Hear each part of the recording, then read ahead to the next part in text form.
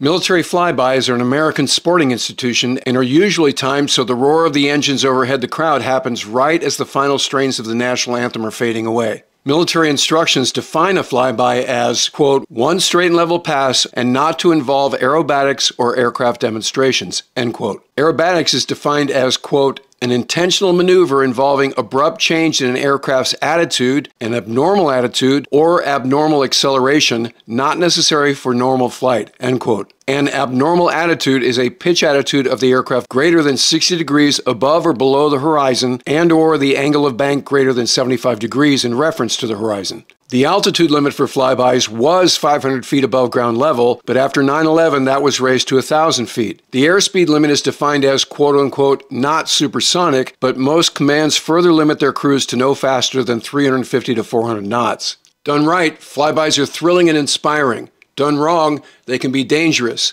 hazarding people and property, and career-ending for the aviators involved. September 30th, 2000, a college football game with the Naval Academy midshipmen hosting the Texas Christian University Horned Frogs at the Navy Marine Corps Memorial Stadium in Annapolis, Maryland. A little background here. I was stationed at the Naval Academy at the time and friends with the Naval Academy's operations officer, who was also a Tomcat Rio. He was in charge of coordinating the flybys with the squadrons involved.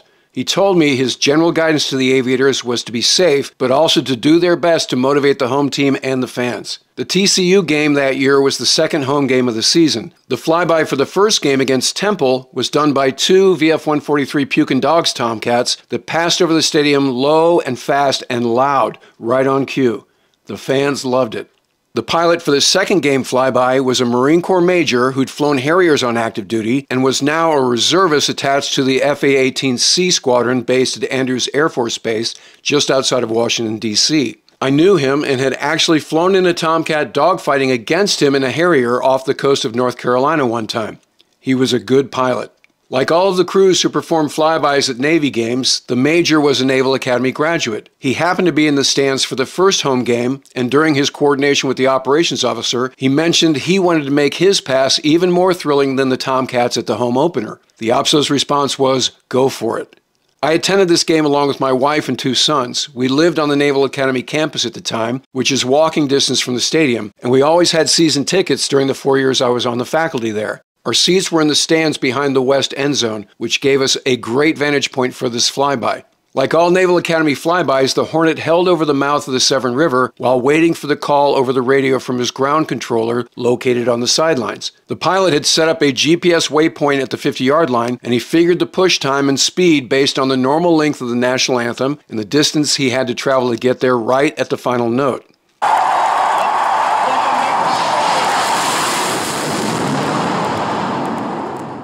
Air Force Base. Let's welcome Major Michael.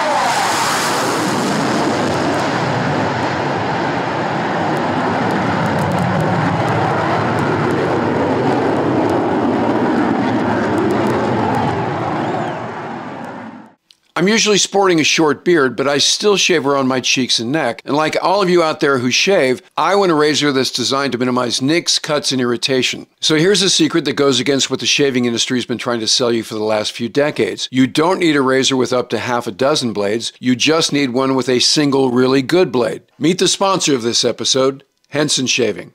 Henson Shaving is a family-owned aerospace parts manufacturer that has made parts for the International Space Station and Mars rover. Now they're bringing precision engineering to your shaving experience. You see, the folks at Henson Shaving realize that a bad shaving experience isn't so much a function of how sharp a blade is, but rather because of how much it wobbles. Think of your razor blade as a diving board. The longer the board, the more it wobbles. A razor's micro wobbles are what lead to more nicks and cuts. Henson solves this by minimizing blade extension, addressing the root cause of bad shaves, not the blade itself, but the extension. The reason other shaving companies haven't fixed the problem is they don't have the technology to do it. Henson's aerospace background allows them to create a razor that offers a vibration-free and incredibly close shave. Visit hensonshaving.com/Ward to pick the razor that's right for you and use the code WARD. You get 2 years worth of blades free with your razor. Just be sure to add them to your cart. That's 100 free blades when you head to hensonshaving.com/Ward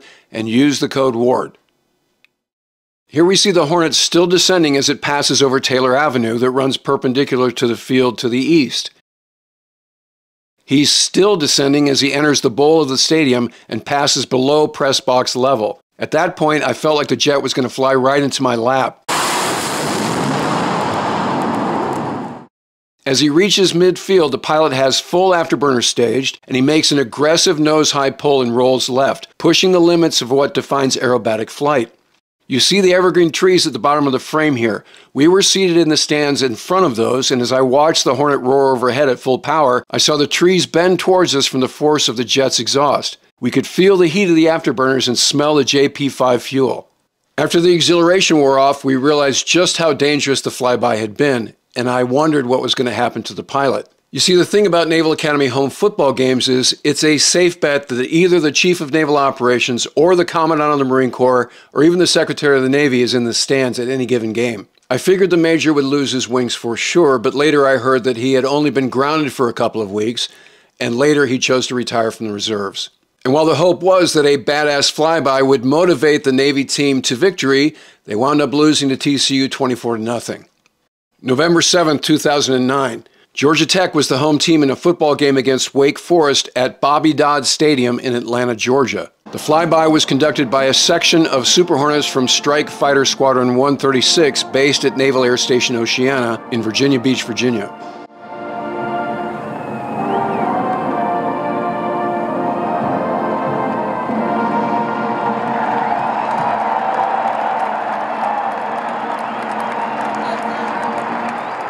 The two Super Hornets passed over the field southbound with gear and flaps down, but the tail hooks up for some reason, at 200 feet, well below the minimum allowable altitude of 1,000 feet.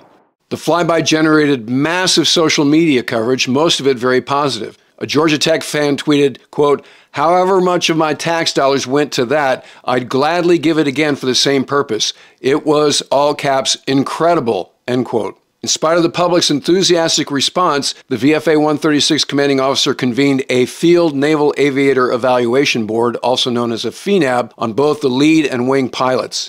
During the proceedings, the lead pilot claimed that his low altitude was a function of him referencing his barometric altitude instead of his radar altitude. The board and the chain of command above the squadron accepted the explanation and chalked it up to what the report described as, quote-unquote, an honest mistake. However, the ultimate review authority, the two-star admiral who was in command of Naval Air Force Atlantic, rejected the findings of the board and subsequent reviewers, saying that, quote, the arguments written by prior endorsers that the lead pilot's actions were an honest mistake are not persuasive. He is a senior, very experienced department head who placed his aircraft and wingmen in a very dangerous position, end quote. The Airland commander also said the wingman's complacent response to the altitude transgression and lack of situational awareness were, quote-unquote, unforgivable. Both pilots were allowed to keep their wings but were removed from a flying status.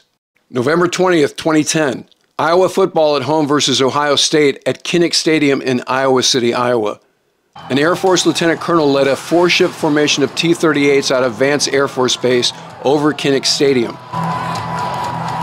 The flyby traveled in a southbound direction, clearing the scoreboard by only 58 feet, which is well below 1,000 feet, at an airspeed well above the maximum the squadron's instruction permitted. A couple of things to also note. It was the lead pilot's final flight before retirement, which has historically been a recipe for high risk and potential disaster in military aviation. During the subsequent Air Force investigation, the lead pilot, who had both a distinguished career and a history of disciplinary problems, which included showing up late, missing a flight briefing, and failing to notify a superior about an absence, claimed that he had descended to avoid civilian air traffic and then lost track of his altitude because he was busy with other tasks. Which wasn't a great excuse because monitoring his altitude while flying over 70,000 fans was his primary task at that point. The other three pilots in the formation told investigators they had no idea they were so low until they passed over Kinnick Stadium, and all of them were upset that the flight lead had put them in that position.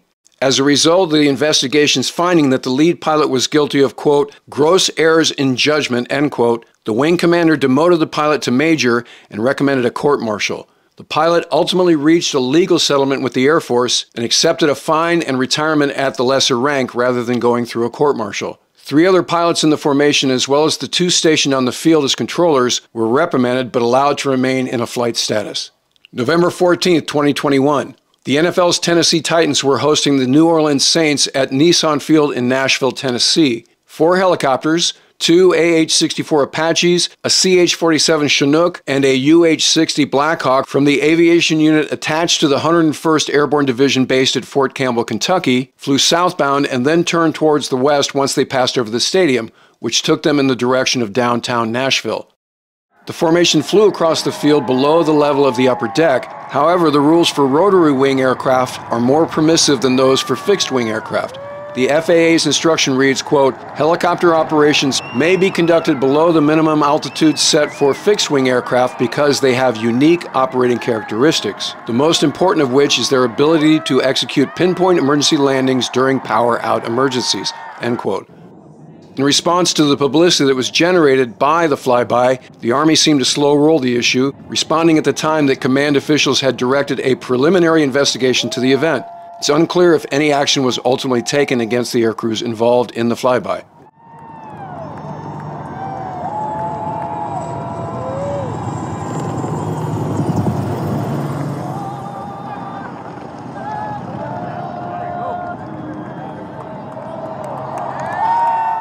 So the next time you're at a sporting event that has a flyby, think about everything that went into it, and remember these 4 examples of those that were thrilling, yes, but also potentially dangerous.